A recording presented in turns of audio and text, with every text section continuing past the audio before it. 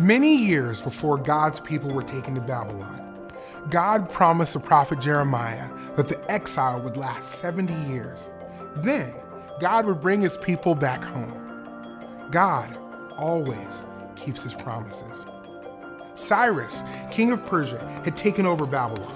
God gave Cyrus an idea. Cyrus said, "Let all of God's people go back to Jerusalem so they can rebuild the Lord's temple. Give them gold and silver and animals. Give them gifts for God's temple." The exile was over. God's people were free to go back to their homes.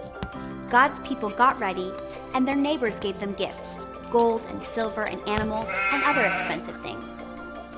Zerubbabel and the high priest led God's people to Judah. They had been away for 70 years. Many of the people were born in Babylon. They had never seen the land God had given their parents and grandparents. In all, thousands of people went back to Judah. They settled in their hometowns and set up their houses.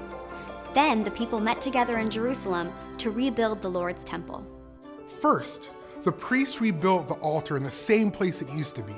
They followed all the laws of God for building. When the altar was finished, they offered burnt offerings to God.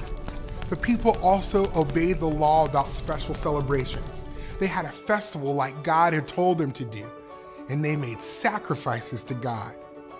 Then God's people gave money to stonecutters and carpenters who would work on God's temple.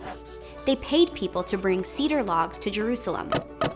Finally, when everything was ready, the people started to work. They laid the foundation of the temple. The foundation was important. It would make the building strong.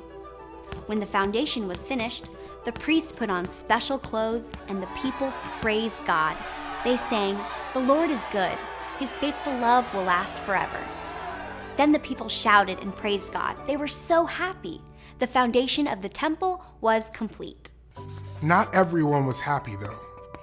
Some of the older people remembered what the temple had looked like 70 years ago, before it had been destroyed. They cried.